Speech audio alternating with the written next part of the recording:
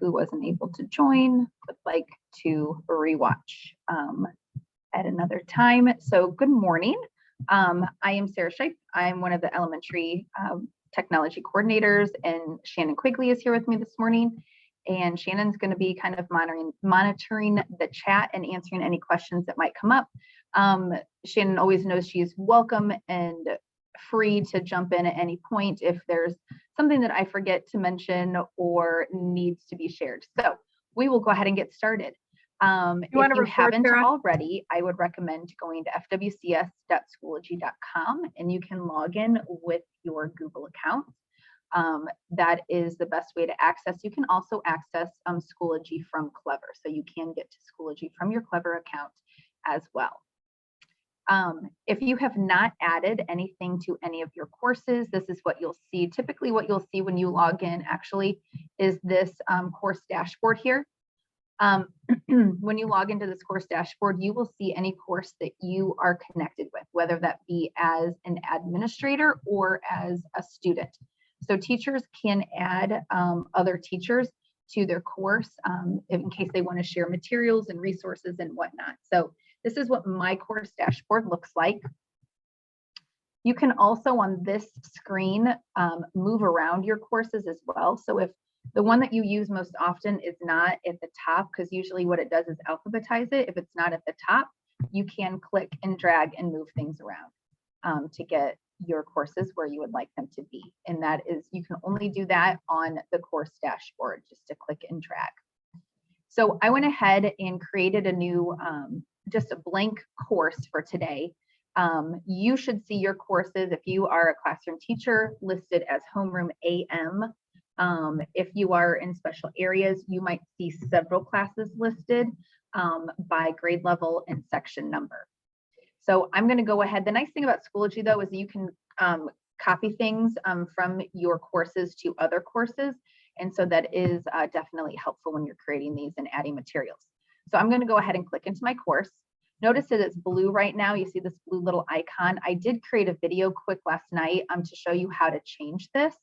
And I'll go ahead and I will drop that in the chat before we are done today, where you can change this picture. It just makes it easier for your students to access when they see either like a picture of you or they see an icon that represents your class, such as, you know, for art and art palette or a basketball for PE.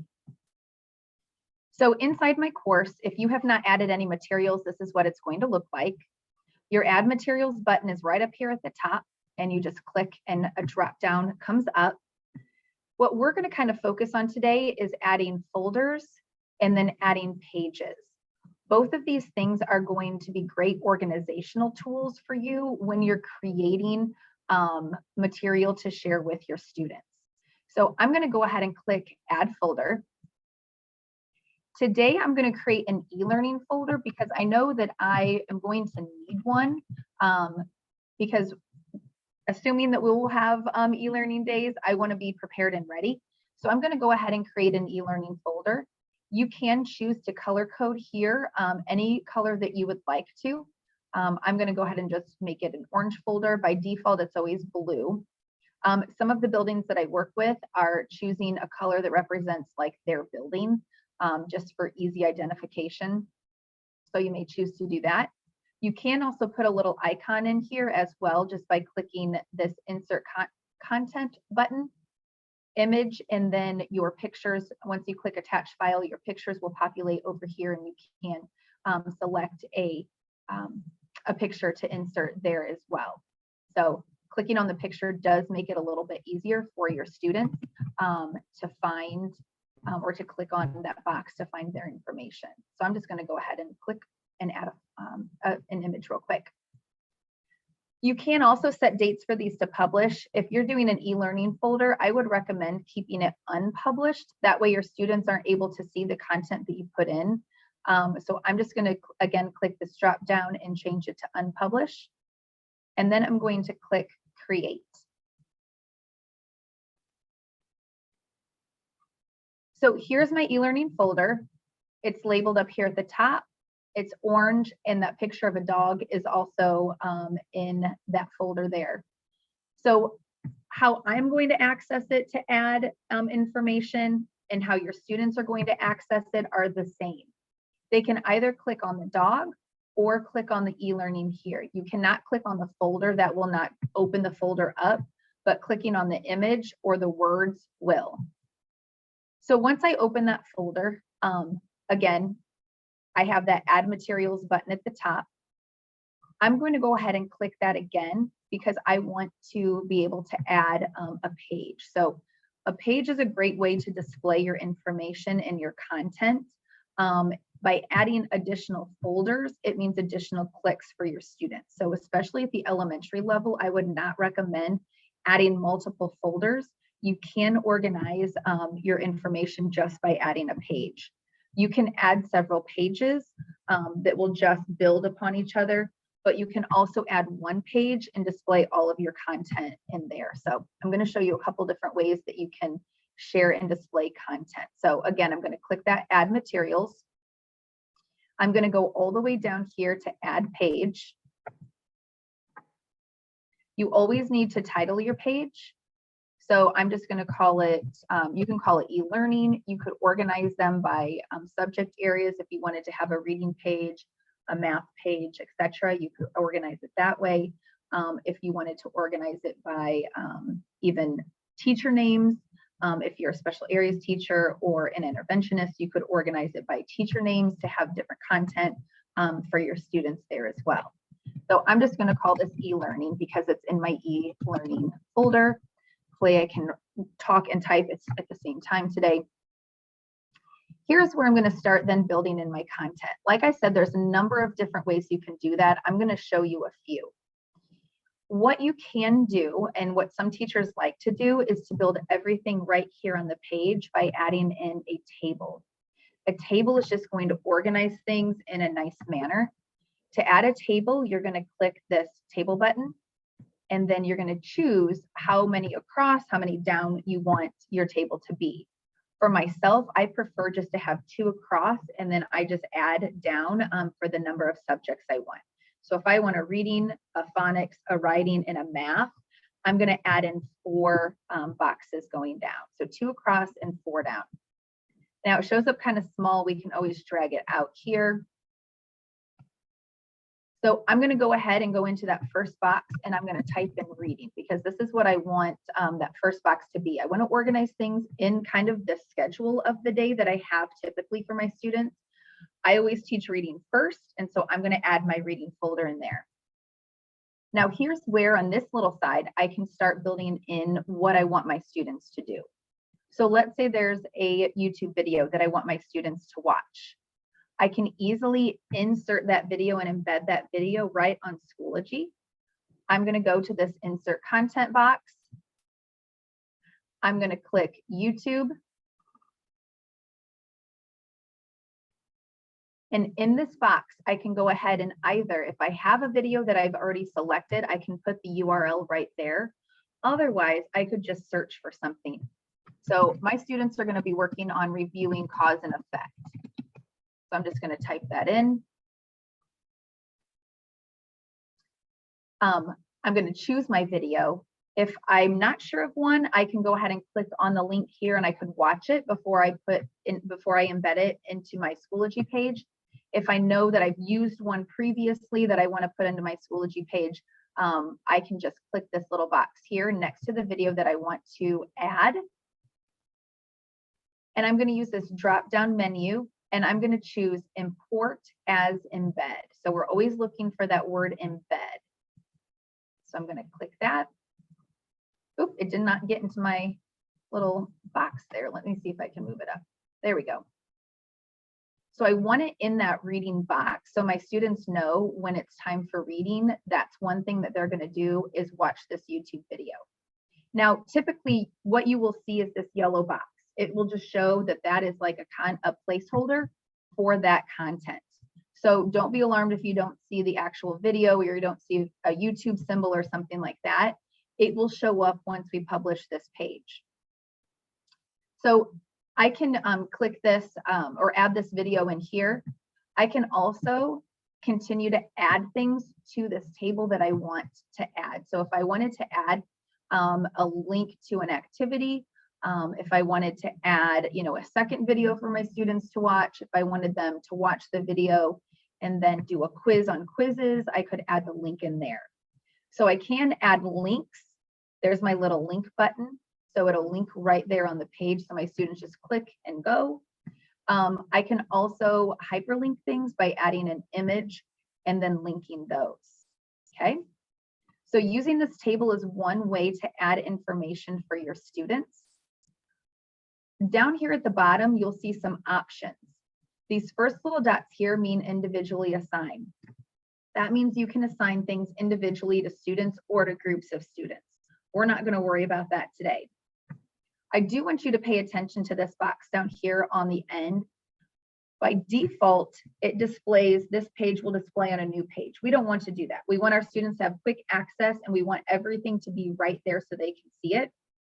So I'm going to go ahead and click that button. It will say above it, display in line. And then when I move my cursor, you'll notice that it's a blackened outline box. And now the letters inside are blue. That's what we want to see so that our students can see that content. Once I click create, you will be able to see the YouTube video that we added right there. So now my students can watch that YouTube video. Here's my table. Again, if I had any other links, they would appear there. Here's where I would continue to add in my other materials for the day. I don't want to take the time to do that right now because I do have some other things I want to share. But I could add in other materials or other classes through that table as well. Okay. I want to show you how you can also embed a Google slide and also a Google Doc into your Schoology page. Using those also can help guide students and make it easy for them to access their content. So I'm going to go ahead again and click this Add Materials. I'm going to add a page. I'm just going to call this page Slides because I want to show you how to embed a slide. So I'm just going to go ahead, go into that box. I'm going to click this Insert Content box. And I'm going to go to my Google Drive. If your drive is not connected, you'll have a little pop-up that says that you need to connect your drive. Just click OK, click through the prompts, and it will ask you to have access to your drive. Give Schoology that access so you can embed any documents from there. Okay. I'm going to choose this one. You can click on the name of it and you'll be able to see what it is. I know that this is the one that I want to add to my page today. So I'm going to click the box next to it. I'm going to click again, import. And just like I did with my YouTube video, I'm going to choose embed. Again, you'll see this yellow icon placeholder on my page. That's exactly what we want to see. And I'm going to again come down here to options and click this box on the end so it displays in line. Now when I click create, I'm going to see that Google slide embedded right on my Schoology page. By default, everything moves to the bottom of my page. I can adjust things and move things as I choose. So what I've done here is I've made a Google slide for each of my activities for the day. So I have a reading slide. My kids can click the slide number 2 and it's a phonics slide. Here's my writing slide. Here's my math. And then here's a for fun activity for today. So all my students have to do then is when they're ready to do an activity, they just click and they'll be able to, they should be able to go right to it and perform that activity. Okay. The other way that I want to show you how to do things is real quick here. I'm going to go back up to add materials. I'm going to add another page and I want to show you how to embed a Google Doc. So similar to our slide where it can be embedded, but the formatting is a little bit different and might be a little bit more appealing for some of our elementary teachers to add content that way. So I'm just going to call this page Doc. Again, I'm going to click into that big box. I'm going to click Insert. I'm going back to my Google Drive. It's going to open my drive, and here's the document that I want to use. I know that this little icon means it's a Google slide. This icon means it's a Google Doc. And this icon means that it's a Google Sheet. This is a Jamboard activity. So those are things we can embed. Google Forms is not something that, you can embed on Schoology this way. You can embed it, but usually we just link any Google form that you may want to add in. So I'm just going to go ahead and click again this little check mark. I'm going to click import and I'm going to choose embed. Okay, I'm going to come down again to my options, click this display in line box so that again it's outlined darker and my letters are blue, and click create. So again, this document is going to look similar to my slide, just in the way that it is formatted. There we go. So again, I have my reading at the top. There's my YouTube and my Seesaw links for my students. All of their activities are listed here for the day. So all my students have to do is just scroll through the document to be able to access activities. So it's exactly the same content that I added into that slide. However, this is just on a Google Doc that they can scroll and work through for the day. So there's really several different ways that you can add that content and get that information to your students. So whatever best fits your needs, please, by all means, share that with your students, however, works best for you. So our recommendation, go ahead. Oh, I was going to say, since I know like Mr. T and a lot of teachers have multiple sections of classes, can you show how in that gear he could copy it to all of his classes so he doesn't have to do it a lot of times? Absolutely. So all you're going to do if you want to copy this, so let's say I want to take this slide and I want to copy that to another course. And this goes the same for any content that you add. You're going to click this drop down menu here. I'm going to choose copy to course. And then any course that I'm an administrator on is going to pop up here. All I'm going to do is click the box for each one that I want to add it to. I won't add it to that one because that looks like a teacher's. And then I'm going to click copy. So any course that I want to add it to, I just click the box. So there's a blue check. I click copy.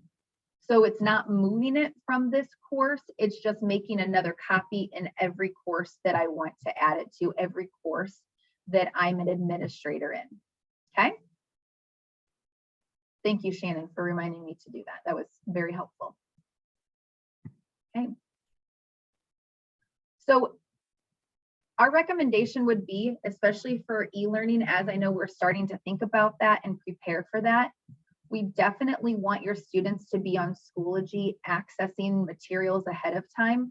Whether your building has decided to have an e-learning day or half day or an e-learning practice, that's great, just to get kids ready. But we would recommend and suggest that you do have your students access Schoology as many times as they can. So just sharing out things like videos or links, a link that takes them to a Seesaw activity is going to really be beneficial for both your students and for yourself. So you're not getting phone calls or emails from parents or students on the day of e-learning because they don't know where to go and they don't know what to do. So getting them on Schoology as soon as you can is probably going to be your best bet. That way everybody's comfortable with that content. Okay. I am going to go ahead and link a video that shows how to edit this picture. That way, again, it's easily identifiable for your students. And it just makes it look a little nicer than having that same blue box that everybody has. I'm going to go ahead and link that. Are there any questions that anybody has? Okay. Then I must have just done an outstanding job this morning. You did a great job, Sarah. Thank you. Hopefully I covered enough, but not too much that's overwhelming. So at least that will get you started with adding in that content and getting things going for your students and for yourself. So again, you can leave these unpublished. Let me show you really quickly how to publish your page then when the time comes. So I'm going to go back here to my very first page. And again, my e-learning folder, I know that it's unpublished because one, it says unpublished down here at the bottom. And it's also a little grayed out. So we have that gray background in my box or my folder here. It's not a very bright, vibrant color. So I'm going to click this drop down menu, this gear here, and all I have to do is click publish. Once I click publish again, now my content is available for students. So if you have some materials in your folders already built, on the days that we do have an e-learning experience, all you have to do is go in and publish your page and you're good to go. Okay. So now my page is published and I am all set for my first e-learning day or my e-learning practice day. Okay. All right. Well, we do have 2 more sessions scheduled for the next 2 Wednesdays in a row. Next week, we're going to look at adding assignments on Schoology. And by adding an assignment, you're basically putting a document into Schoology and giving each student a copy of that document that they're able to work on and then submit through Schoology. And then the following week, we're going to work on adding assessments. Assessments are great, not only to assess your students, but even for a quick check or a quick morning activity to get your students going. So once we get those done, that will be some great ways to get your students working on Schoology more frequently and getting them ready for those days that we may not be at school. All right. I will stick around for a couple more minutes if there are any questions. Please feel free to type them in the chat. Shannon's here for that. You can unmute as well to ask if there's something that you would like me to show again. No. To do that. All right. Very good. I'm going to go ahead and stop my recording.